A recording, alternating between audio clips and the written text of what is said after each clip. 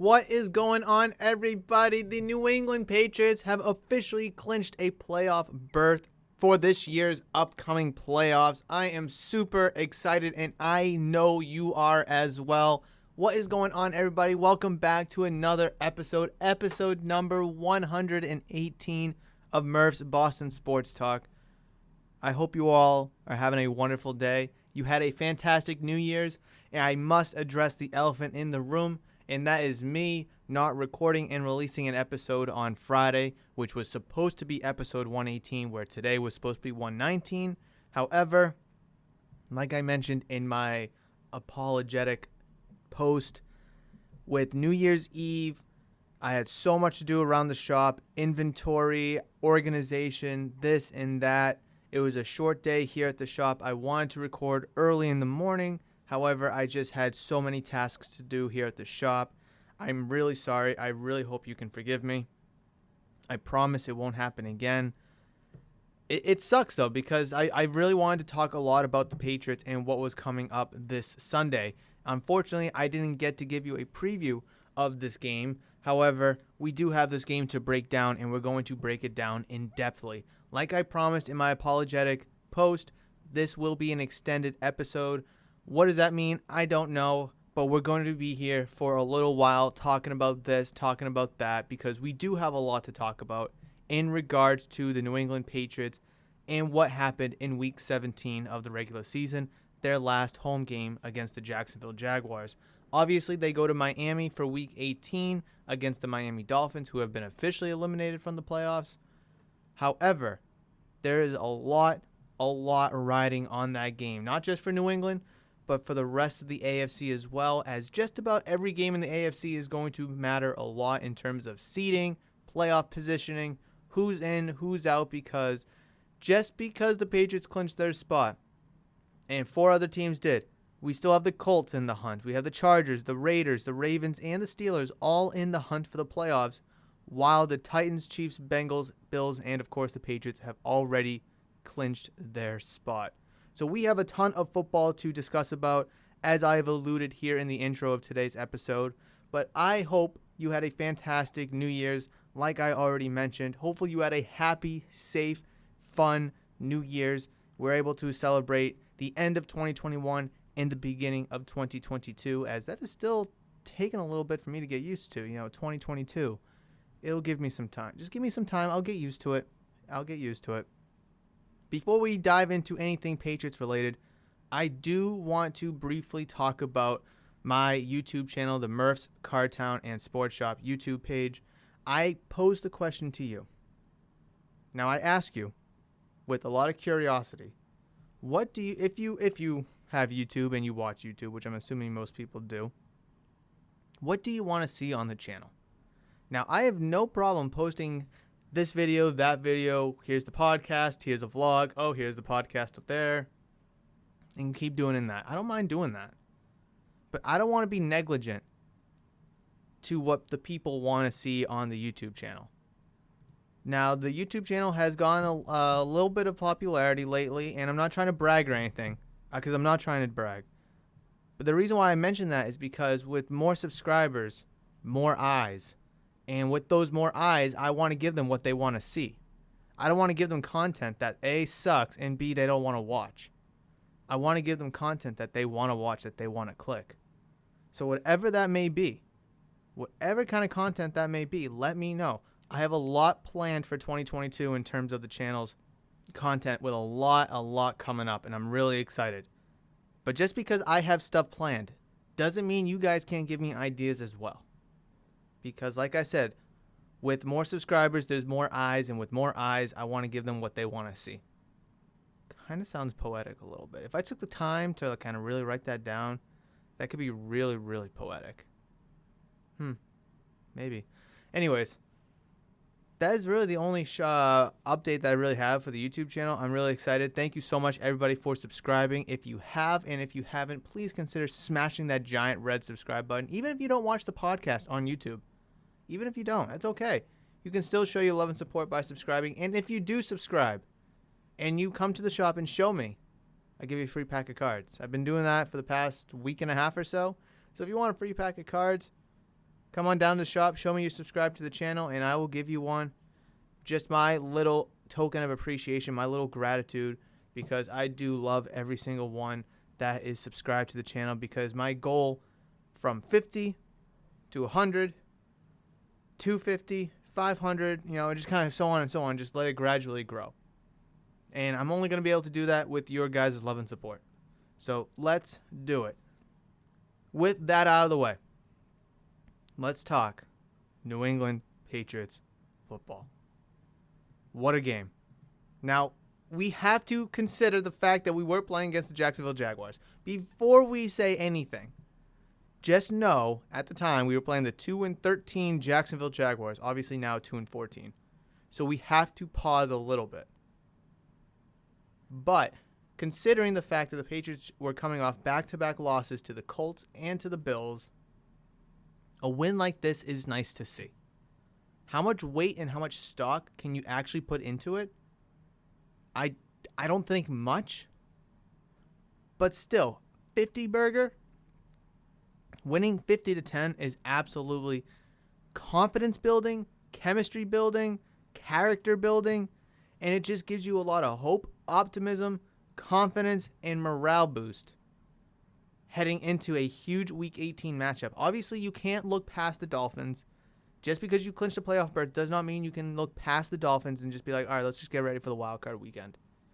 Because the Patriots still have a shot at the number 1 seed. I'll get into it in a little bit when I talk about the playoff picture. But they still do have a shot at the number 1 seed. It's a long shot. A lot of things have to go their way. But it's something that is not out of the realm of possibility.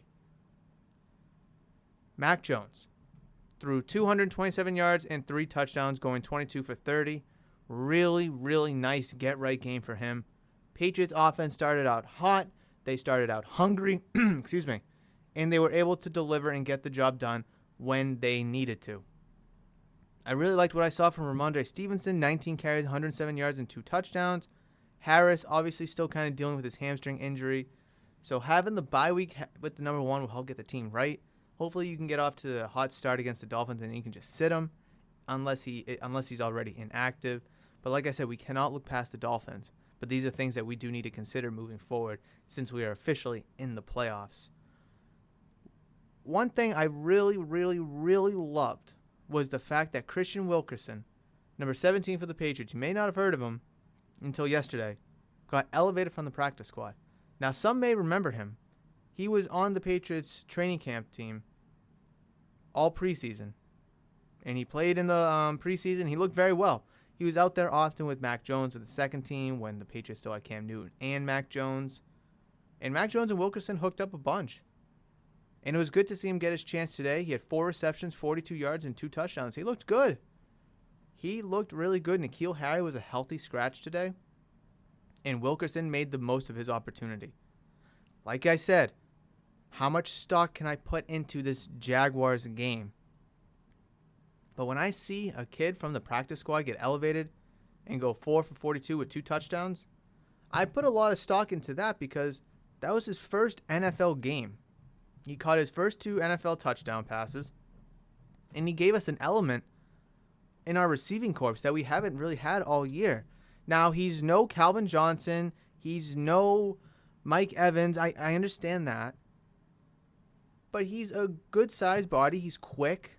He can get open, and the best part is he can catch the ball. We've seen receivers on this team not be able to catch the ball at all, and oh my God.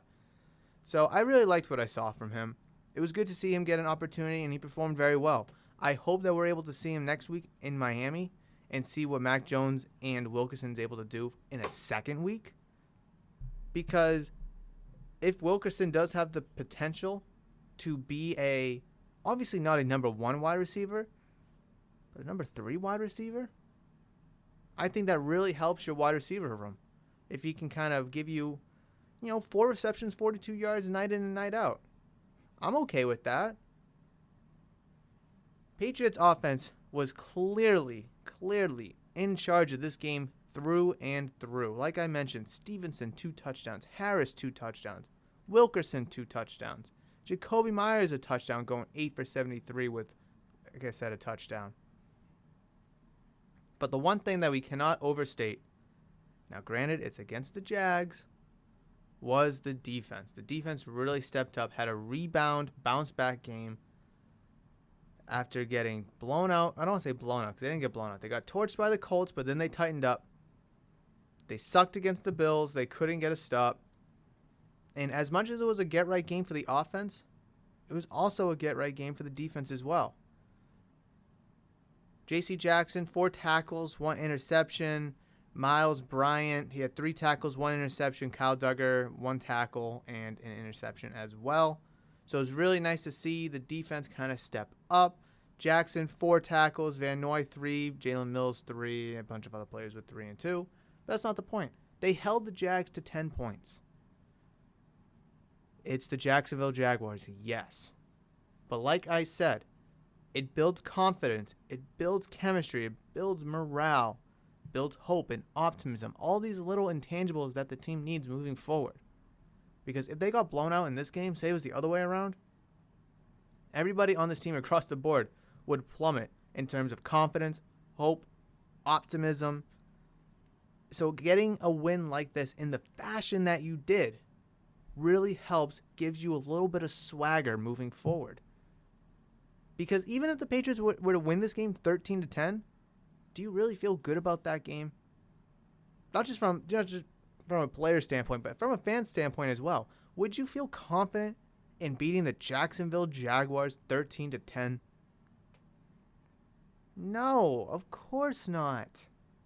Now, obviously, I didn't expect them to win 50-10, but I think 30-10 would have been feasible, would have been nice. I mean, I think that's the kind of win that they needed to have. A 3-touchdown kind of margin of victory is something that this team really needed to accomplish over this Jacksonville Jaguars team, especially because it's a home game. If this game was in Jacksonville and they put up, 31-10 on the Jags, awesome. If they lost to the Jags in Jacksonville, oof. Imagine if you lost this game here at home. Oh my God, you wouldn't hear the end of it. This game could have went wrong in so many directions, even if they were able to get a win. But the fact that they were able to do it by a 50-burger and only giving up 10 points on defense, making Trevor Lawrence look terrible, all the power to the defense, all the power to the offense. The special teams a little shaky. PAT was blocked. Jake Bailey fumbled a snap, so it didn't look all that great. But that's okay. That's okay because the Patriots were still able to walk away with this win. That is the big takeaway here. It's a game of wins. You need the most wins to get into the playoffs.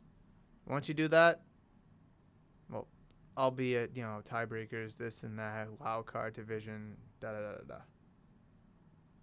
What I want to see from the Patriots on Sunday, and I'll get into it on Friday's episode number 119 of Murph's Boston Sports Talk, is although the Dolphins are eliminated from the playoffs now, after a 7-game winning streak and then losing, they are officially out. However, they are still a playoff contending team.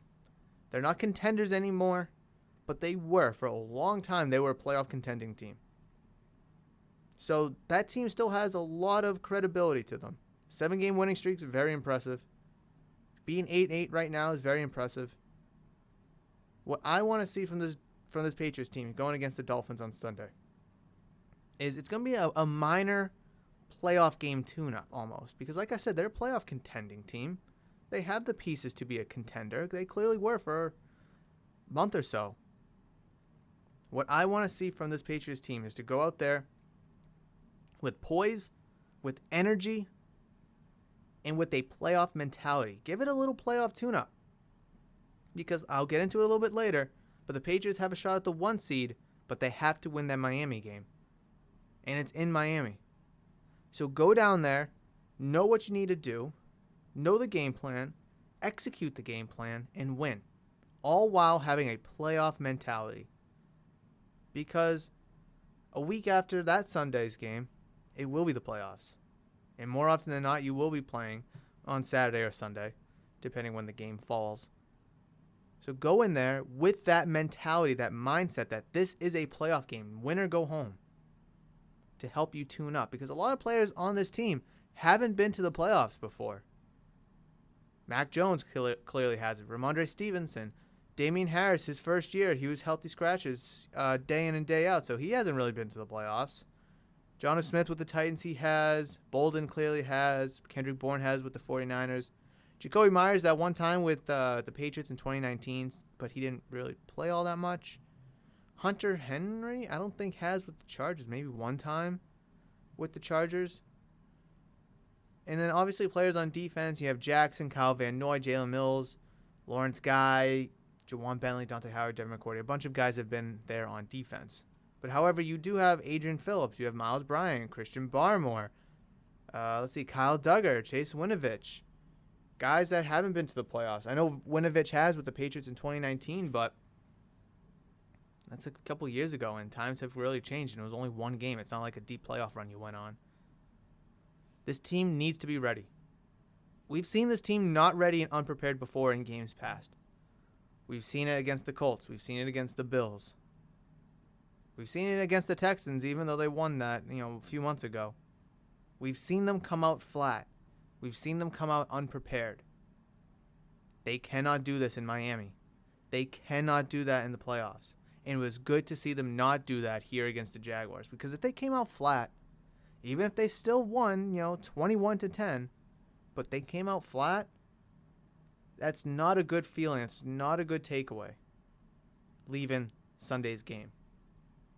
You have to go down to Miami, execute the offensive game plan, execute the defensive game plan, execute the special teams game plan to a playoff pedigree mindset and expectation.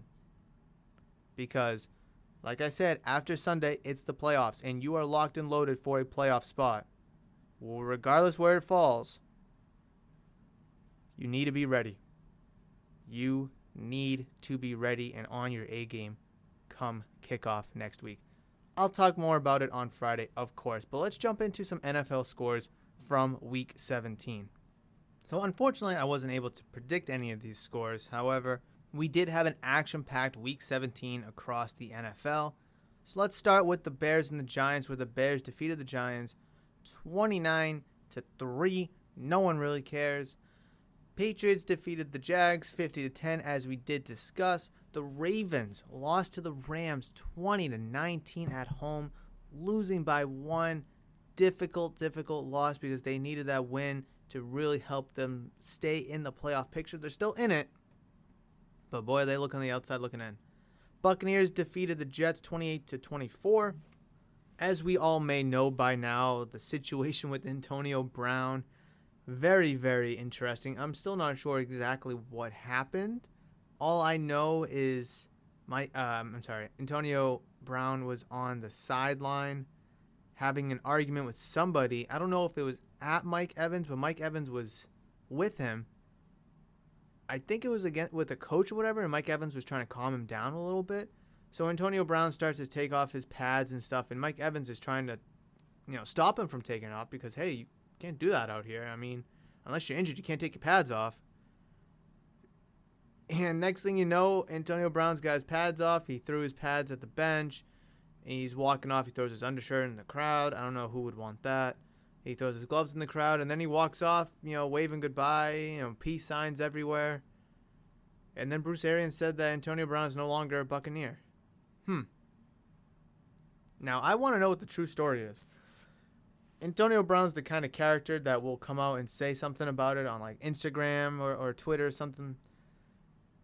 But what started, until we have that answer, what on God's green earth started that? Was it with Mike Evans? Was he arguing with Mike Evans? It didn't look like it. From the videos that we've been able to see, it didn't look like it. I'm guessing that he had an argument with someone on the coaching staff, maybe Bruce Arians, coordinator, coach, somebody. And he just got absolutely ticked off. I mean, I want to know where Brady was. Where was Brady? Could he not have tried to calm him down and maybe like, hey, dude, put your pads back on. We still have a game to win. We're losing right now. Because they were losing 24-10, I believe, against the Jets. I think was the worst it was. but I've never seen something like that. The closest thing I've seen to something like that is, I forget his name, but a player retired at halftime. I don't know if he was playing for the Bills or the Colts, but I think it was the Colts and Bills playing. And the dude retired at halftime. Team goes into the locker room, chat, go over the game plan, make adjustments, and they come back out. But he didn't come back out because he retired. I forget his name, but if people know that story, they know exactly what I'm talking about. That's kind of what this felt like. So, no Chris Godwin, no Antonio Brown. Brady had a lot of weapons at one point, and they're slowly dwindling down. But hey, he still has Mike Evans. He still has Gronk. He still has Fournette. Actually, no, Fournette's injured. No more Fournette. He still has Tyler Johnson, Scotty Miller. He still has some guys. But boy, has that offense taken a really, really bad hit with no Godwin, no Brown, no Fournette, clearly. Holy smokes. We'll see what that team looks like moving forward. They were able to come back and win against the Jets, which shouldn't have been that hard of an accomplishment. But wow, what a crazy day in New York. Let's say, what a crazy day. Atlanta Falcons lost to the Buffalo Bills 29-15 in Buffalo. The Cincinnati Bengals defeated the Kansas City Chiefs 34-31. With that win for the Bengals, they clinched the AFC North, and they also clinched a playoff spot as well. Chiefs lose their grasp on the 1 seed, as I believe the current 1 seed is the Tennessee Titans of all friggin' teams. How, I could not tell you, but that is the case. That with the Chiefs losing, it leaves the door open for the Patriots to get the number 1 seed. And it's a long shot, but like I said, the door is still open. Week 18 is going to absolutely be crazy. But week 17, 34-3, the Titans over the Dolphins. That is what killed the Dolphins' hopes and dreams of a playoff spot, was that loss. And it wasn't even a close loss. It was a crushing, devastating, blowout kind of a loss in Tennessee. I still think the Dolphins have a lot of promise moving forward. 7-game winning streak, nothing to laugh about, because you yourself went on a 7-game winning streak, vaulted you back into the playoff picture. That's what the Dolphins tried to do, and they were in the playoff picture for a while. But unfortunately, this blowout loss just kind of caps off their season, as now they're just going to be playing spoilers for the Patriots next week. Raiders 23, Colts 20 in Indianapolis. The Raiders keeping their playoff hopes alive with a win, as the Raiders are still on the bubble, as they're 9-7. They're 9-7. Looking on the outside, looking in. Colts moved down to 9-7, as they are currently still in the hunt for a playoff spot. If the season was to end today, they would have the 6th seed, Chargers the 7, Raiders the 8th seed. Obviously, the Raiders being the 8 would not be in the playoffs at all. Eagles win over the Washington football team in D.C. 20-16. That clinches a playoff spot for the Philadelphia Eagles, as they are going to be going back to the playoffs with Jalen Hurts as their quarterback. Chargers over the Broncos 34-13. Big win for the Chargers. Devastating loss for the Broncos, who were hanging on by a thin rope in the playoff picture, but now they are officially out themselves. So with the season kind of coming to an end in these last couple of weeks, we're starting to see teams get crossed off in terms of playoff contentions and playoff hopes. 49ers 23, Texans 7. Not really much there to talk about. Seahawks 51, Lions 29.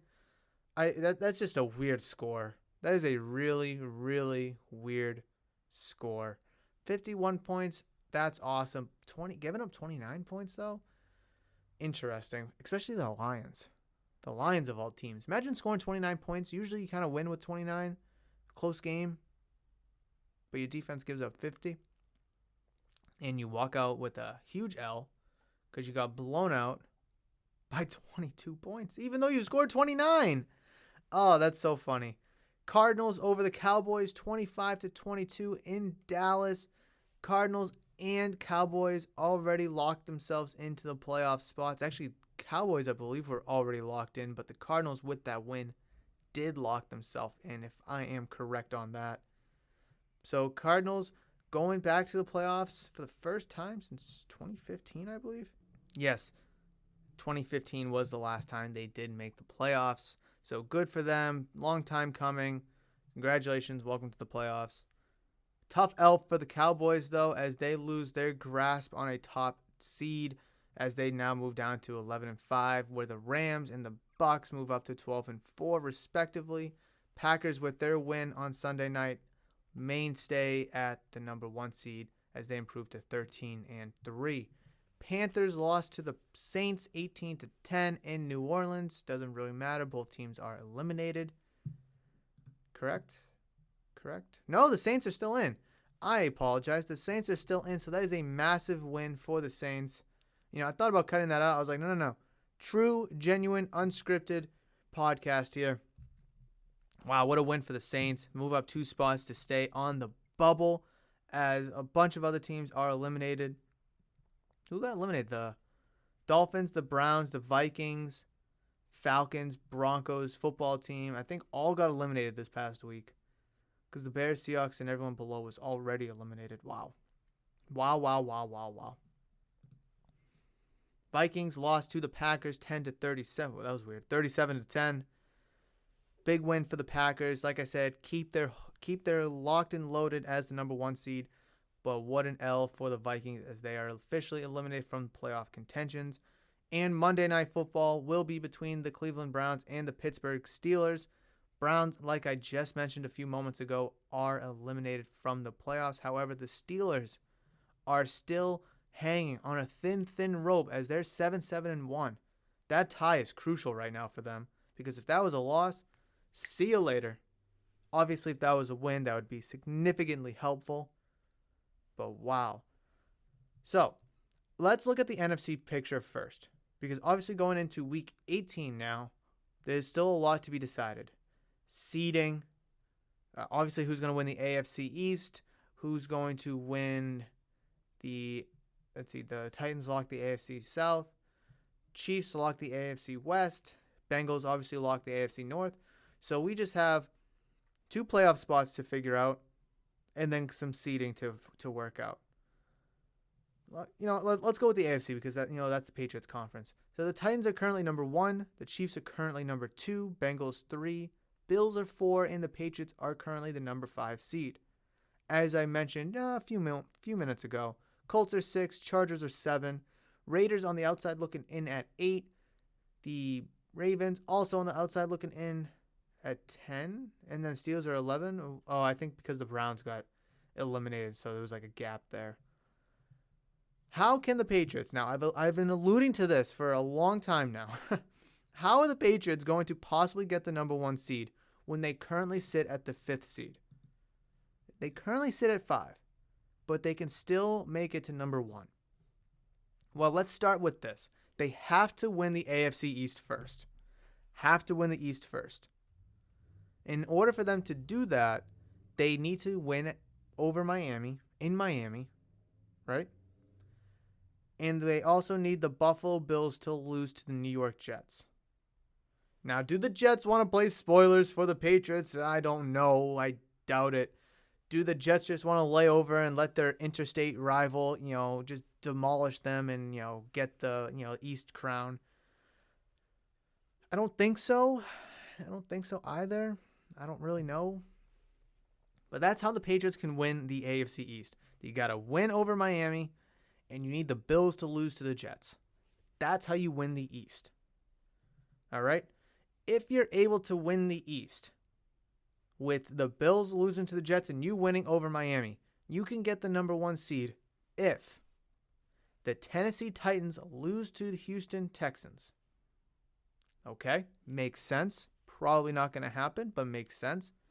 And you need the Kansas City Chiefs to lose to the Denver Broncos. Probably also not going to happen. Since the Texans are out, the Broncos are out, they'll probably pack it in for next year.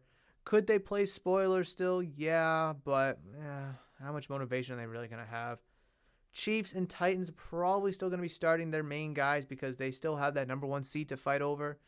Just because the Titans currently have it does not mean they're locked and loaded to keep it. So there's a lot going on in Week 18. The Buffalo Bills cannot get the number 1 seed due to the tiebreakers that they have with the Tennessee Titans and the Kansas City Chiefs because of conference record. However, the Patriots still can, because if they do win, the Bills lose, Patriots would have a better record, and their conference record would be better than the Bills. Hence why they would be able to get the number 1 seed if all these things go the right way. What a crazy week in football we had this past week. What a crazy, crazy week. And I'm not even done. Let's talk about the NFC really quickly. Packers, number 1. Rams, number 2. Bucks, number 3. Cowboys, number 4. Cardinals, number 5. And the Eagles currently sit at number 6. That is your current playoff picture for the NFC.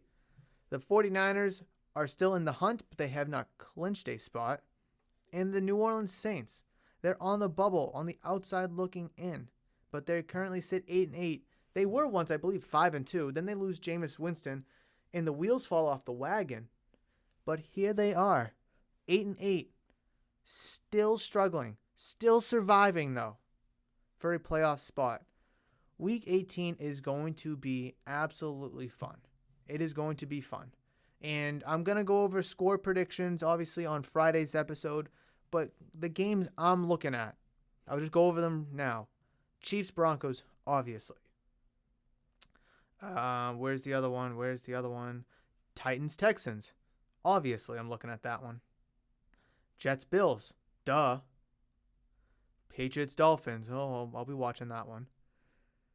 But another game I'm looking at, 49ers-Rams. Because if the Rams win, 49ers lose. And the Saints beat the Falcons, then the 49ers are out. So the Saints-Falcons game is another game that I'm looking at as well. But those are all everything I have to talk about in terms of football.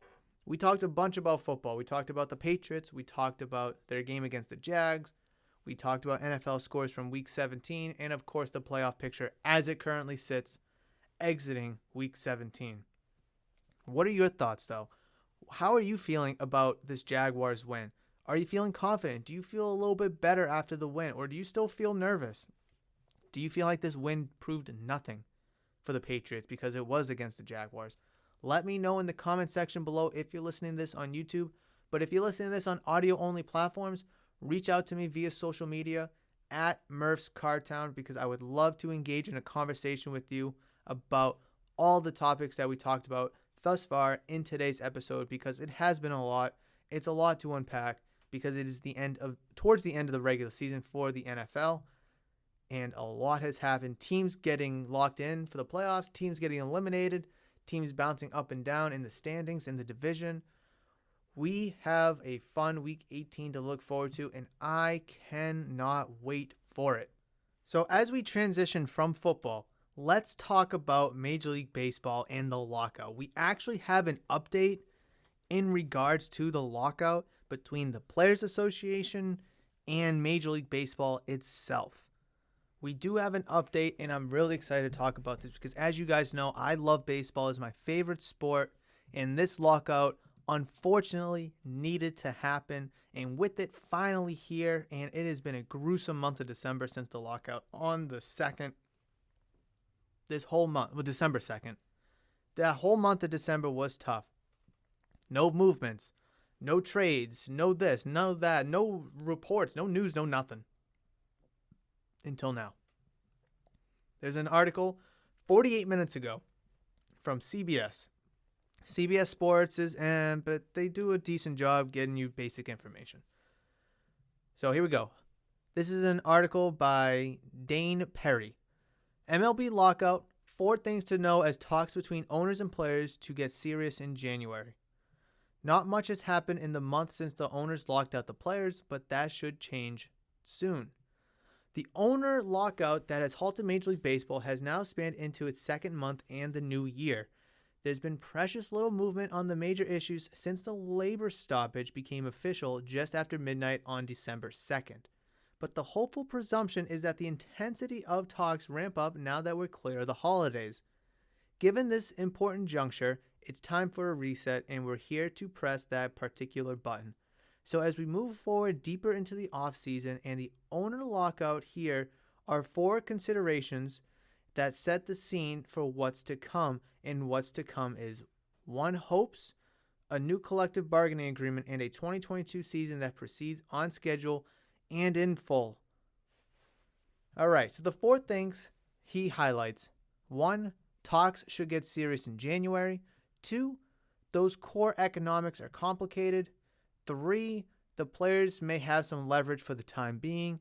And 4, time will soon be running short. This is a fairly quick article, so I'm going to try to breeze through it for you. The radio silence since the owner lockout commenced is duly noted. Excuse me. But that's about to change. Here's part of a recent dispatch from Evan Drellick of The Athletic. Quote, "It's been a long December in the baseball world, and there's no reason to believe that's about to change. Major League Baseball and the Players Association are unlikely to talk core economics until January, people with knowledge of the talks said." Drellick also reports that owners in the union before the new year were set to discuss matters of relatively lesser importance. That's notable because at the very least discussions took place, even if those discussions didn't address the thornier issues upon which agreeing to a new CBA will hinge. At the very least, there's some communications and, quote, soft negotiation going on. Those core economics are complicated. What's ahead, however, is a veritable thicket, given that the average player salary has declined in the face of ever-soaring franchise values. The union wants to remake the economic structure of the game. The players' wish list is too expansive to be addressed in a single CBA negotiation, but you should expect that their energies will be focused on getting young players paid more and paid sooner. Younger players in terms of on-field value are as a group better than older players, but the antiquated salary structure, which is driven by tenure rather than capability, doesn't reflect that. Right now, almost all players are entitled to no more than the major league minimum until they have 3 years of MLB service time, at which point they become eligible for arbitration. Now, I'm just going to stop right there. You guys know how much I hate the arbitration system. It is absolutely atrocious and obnoxious. I hate it with a passion. I think it's the dumbest thing in the world.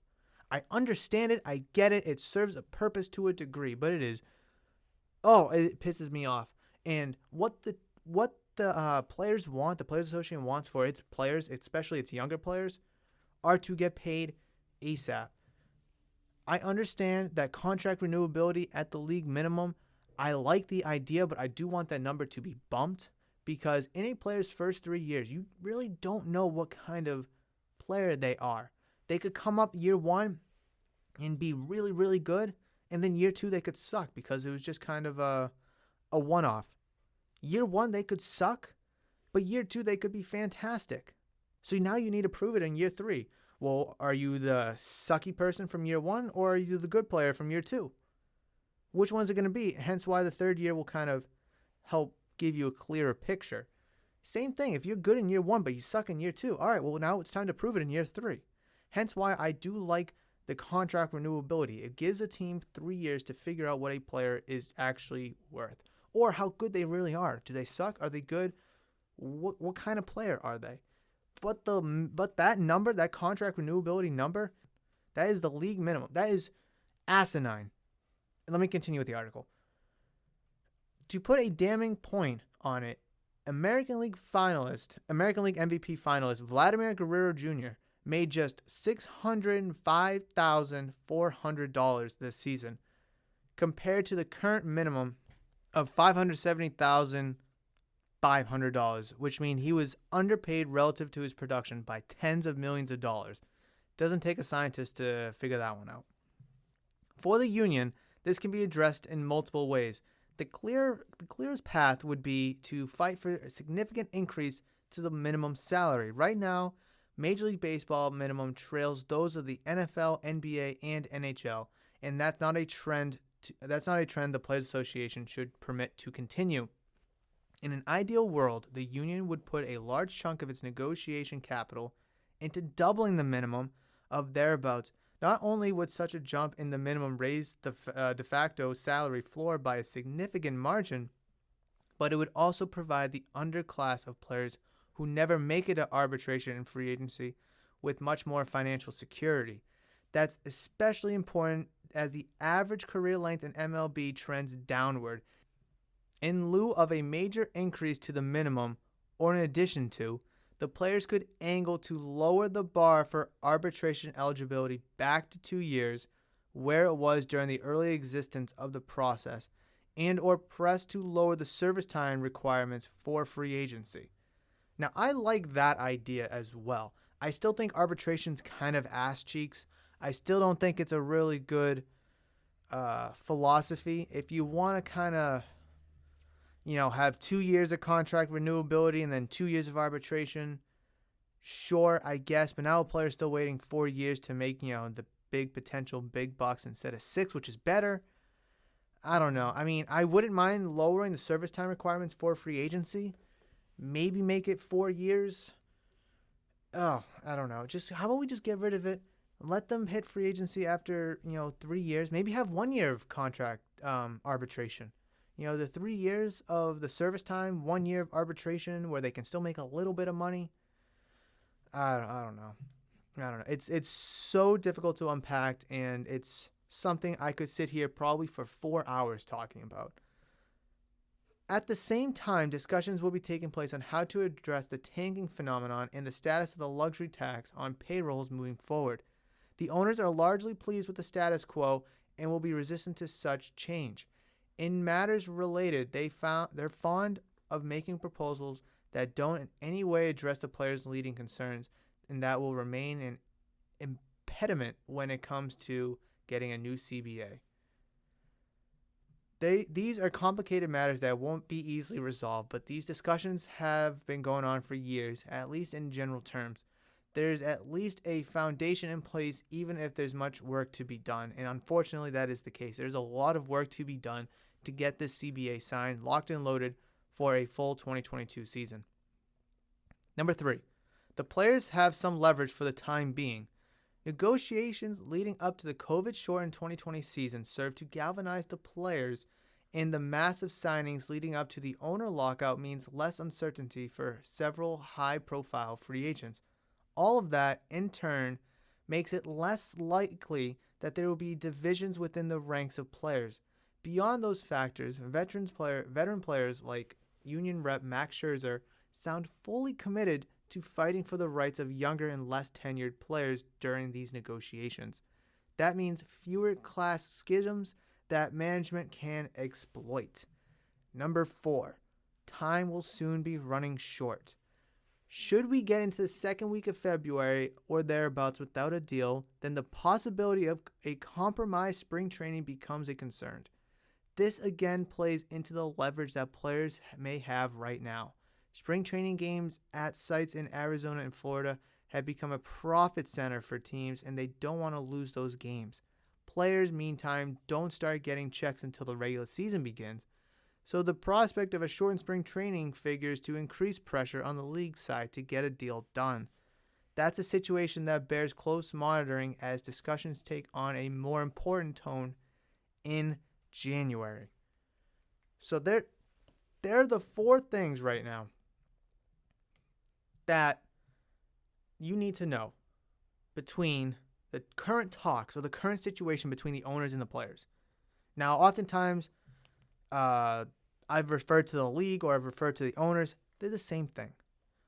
The owners own the league because they own a team, and 30 teams make up the league. So it's all across. It's the same across all sports. It's not just baseball. Like the NFL comprises of 32 league owners and a commissioner. Right? NHL, 32 teams and a commissioner. Basketball, 30 teams and a commissioner. Baseball, 30 teams and a commissioner. That's just how it is. So don't be confused when it says owner lockout or the league lockout, the teams, da-da-da-da. It's all the same. The only separate entity here are the Players Association, the players that play. That's really the only separate entity here. So to unpack all of that, how do I feel currently right now moving forward after reading such an article? I don't feel good. I really don't. Because as I've mentioned here and there, leading up to the lockout and right when it happened, the Players Association and the union are so far apart. I'm sorry, not the union, the league. The Players Association and the league. They're so far apart. It seems like one's in California and one's in Antarctica. That's how far they're apart. I honestly think that talks should have happened in December. Me personally, get it going now, because how long is it going to take? No one knows. No one knows how long it's going to take.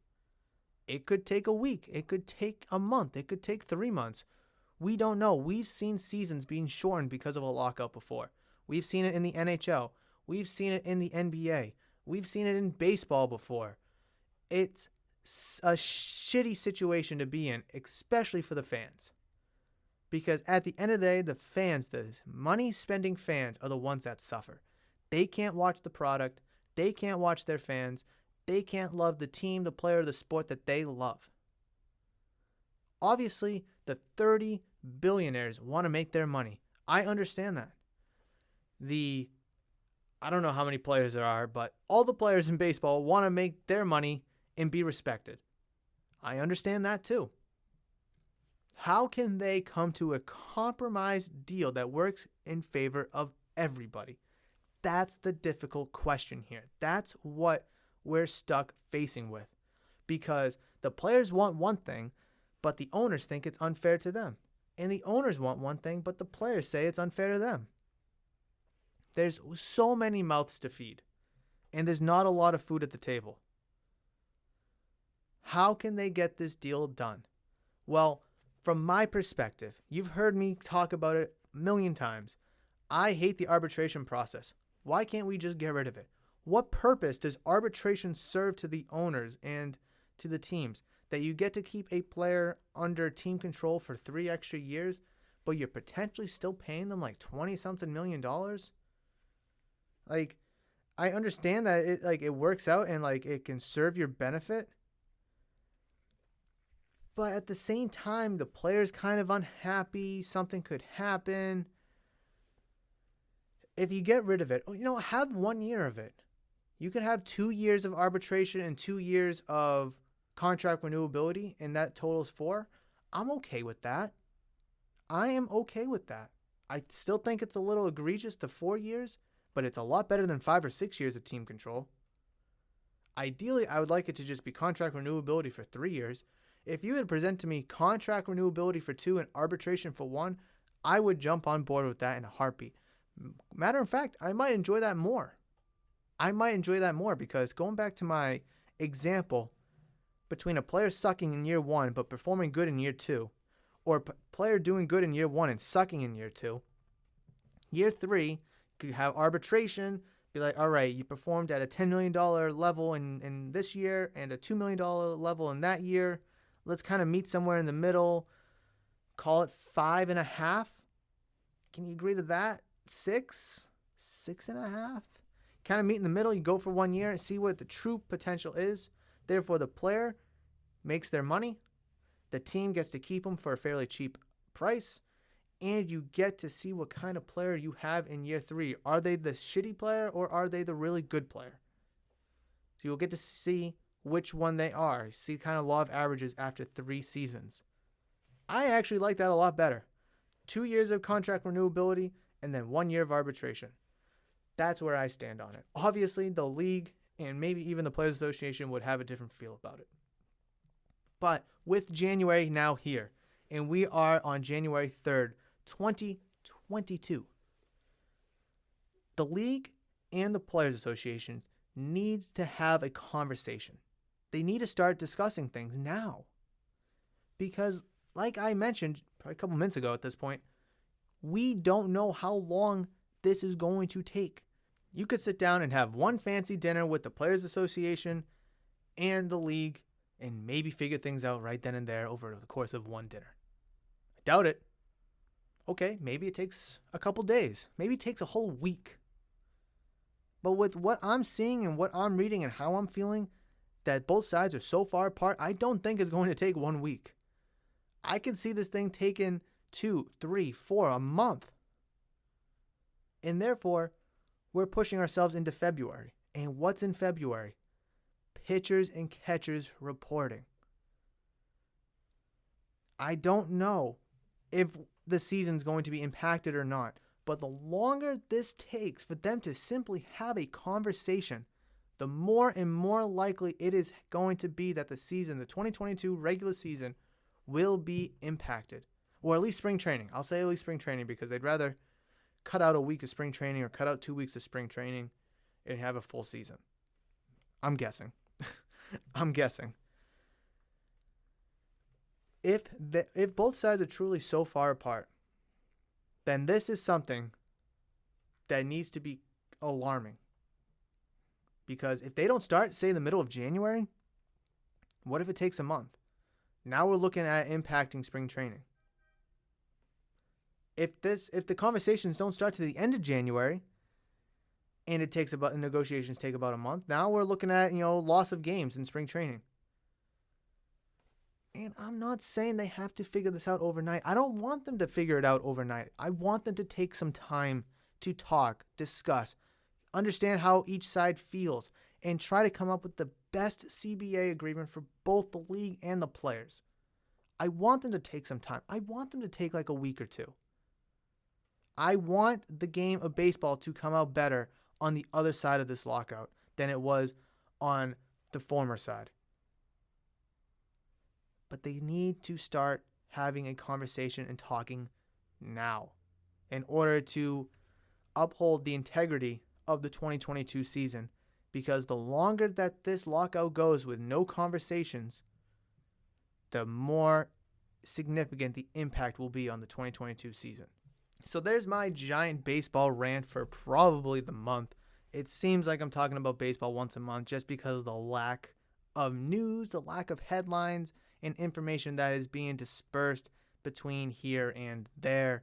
Unfortunately, that is the only article that I've really seen in terms of baseball updating us about the current situation in a really long time, probably since the lockout first got installed. Hopefully between now and maybe Friday, there's a little bit more news, or maybe between now and next Monday's episode, a little bit more news would be nice. I don't know. We're just going to have to wait and see. We're at the mercy of the league and the Players Association. Unfortunately, us, the fans, have to suffer. Hopefully, that doesn't last for all too much longer. But like I mentioned, I don't mind them taking some time, talk, discuss, and make Major League Baseball a better product for 2022 and the seasons following that than it was in 2021 and the seasons before that. So take some time, but start the conversation now. So you have ample time to take. So you have enough time to take things slow and just kind of check things off as you go about the checklist for both sides, right? Let's transition to back. Let's pivot. Let's take a pivot or pivot, spin, dribble, pivot, spin, dish, get the ball, pump fake, pivot, go to the hoop, to basketball. Jaylen Brown dropped 50 points in 46 minutes as the Celtics won 116-11 over the Orlando Magic in yesterday's game. A great win for the Celtics against a terrible Magic team. However, it was good to see them come out on top. They came from behind to win, not only in overtime, but it was a good win nonetheless. They're still without Jason Tatum. 50 from Jaylen Brown, 17, 7, and 7 from Marcus Smart. 21 points from Dennis Schroeder, 9 from Josh Richardson. And that's really it. Without Jaylen Brown, you don't win that game. That's just a fact. Now, would you have won that game if Tatum was playing and not Brown? I don't know. But Jaylen Brown is playing very nicely without Tatum these past couple of games. They won against the Suns the other day. They won against the Magic yesterday. I'm not going to sit here and say that, oh my God, the Celtics are such a better team without Jason Tatum. Trade Tatum. Keep Brown. I'm not going to say that.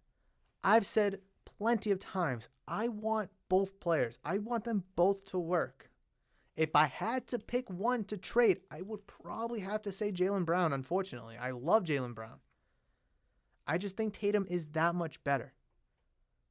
But Jaylen Brown is kind of proving us wrong, and he's kind of making a name for himself here. He's been a lethal weapon for us these past couple of games. He seems to be a leader, and he says the right things. Big game for the Celtics against the Spurs on Wednesday to try to help get them back to 500. I hate talking about the Celtics when they suck, but it's just such a muddling middle of the pack right now across the NBA. Let's see, the 76ers are 19-16, and then the Hawks are 16-19, and you're right dab in the middle. There's just so much going on between the 6 seed 76ers, who are 5.5 games from first place, and the 12 seed Hawks, who are 8.5 games back from first place. So only 3 games separates 7 spots in the Eastern Conference. It is tight, and you're right in the middle of it. And you need to play your best basketball right now. You have to. Because if you don't, you're going to slip and slide and fall back into the pack. And if you do that, because it's so jam tight in this conference, I don't know if you're going to be able to climb out of it, because this team is not built like that. I mentioned it after their West Coast road trip when they came back home after 27 games into the regular season, saying that they were done. I'm done with them, and they were out. They're still in it. I also said that I wouldn't be surprised if they're able to kind of make a season out of it, and they are. But just with the expectations that we have as Celtics fans, being in Boston, being in New England, they're currently failing us. The talent that they have on this team should be a better product, and that is true. Could a trade help this team? Absolutely, but who? I've given you tons of examples before. John Wall, a Rondo type player, a Chris Paul type player, a legitimate big man. Al Horford's nice, but he's limited. You bring in a big man like Karl Anthony Towns. Obviously, you have to, mortgage the future a little bit, but you bring him in. What about Damian Lillard, someone that wants to potentially be out of Portland? What would you have to give up for him? There's stars across the league that could help your team. And no, it's not Ben Simmons. No, stop saying it's Ben Simmons. People think I like Ben Simmons. I don't know why. They know I don't like Ben Simmons. Domantas Sabonis from the Pacers has also been a name that's kind of come up here and there. I really do think that the Celtics still have the potential to do something good this year. They're currently the 9 seed. They have the potential to make a little bit of noise, but they need help. They cannot do it with the roster they currently have. Brad Stevens made an abundance of moves over the offseason his first year as the GM, or the president of basketball operations. He made a ton of moves. We need him to make a move now. Just one. That's all I'm asking, is just one move. Get this team better for now. The future is nice. Okay? We will see the future. But right now, you have 2 young stars who is supposed to be your future. There's no need to worry about a 2024 first-round draft pick, because your future is here in front of you in Brown and Tatum. They should be your future. They are your future. And that's one thing I did not like about Danny Ainge, is he protected and kept those first-round draft picks. I don't mind him coveting draft picks. I think trading for all those first-round draft picks, if you were able to, is a smart move. But you have to cash them in. I've done this exercise before where I've looked at past draft picks for the Celtics, and I've told you which ones have been a bust. And it's been about 80% of them suck. They bust. They're terrible. You haven't seen them on the team in probably 1 year. They're that bad. Okay? But now your future is your present. In Jaylen Brown and Jason Tatum, who have been your future for the past handful of seasons, 4 or 5 seasons. They have been your future. They are your future, but they're also your present. And you need to address the present state of the Boston Celtics. And how do you do that? You go out, you bring in a third star. You thought it was Kemba Walker when you brought him in 2 years ago. He had his nice moments, but he also had moments where he was abysmal and he sucked. Okay? You need another player like that, a third player. I thought Kemba was going to be a really good fit here. Locker room guy. He can go out and score when needed. He can be a ball handler, a floor general. He had his moments, but ultimately it wasn't him. The knee was a little too much, and he ended up sucking. You need to go out and find someone that can be a ball handler, a floor general, someone that can give you 25 a night if needed. Maybe a little bit of defense would be nice as well, because you can never go wrong with having too much good defense on your team. Especially when you start, towards the end, when the season ramps up, playoffs, and teams are better. Who is the Celtics 2022 Kemba, Kyrie, Isaiah Thomas going to be? Who is it going to be? And I say those three guys because those guys were brought in to be scorers, to be leader. I don't want to say Isaiah Thomas was brought in to be a leader, but he eventually turned into be a leader, to be a floor general, someone that can grab you buckets when needed, but they can also dish the ball. Who is that going to be for the 2022 Celtics? Because that's all I care about right now is finding someone that can do that. I think the Celtics have a great core between Brown, Tatum, Smart, what's his name? I can't think of his name. Grant Williams, thank you. Josh Richardson, Marcus Smart, Dennis Schroeder. Nice core of guys right there. But if you got to peel two of them off whose names aren't Brown and Tatum to bring in or to help bring in that third player, you have to do it. And I think Brad Stevens will do it. I mean, the guy traded for, I forget his name now. I think his last name, Moses Brown with Al Horford when they traded away Kemba to Oklahoma. And then like a month later, he trades Moses Brown. So he's not afraid to just flip guys. Now, is he afraid to flip guys that he's attached to? Maybe a Horford, maybe a Marcus Smart. Maybe. But he has flipped Carson Edwards. We've seen that.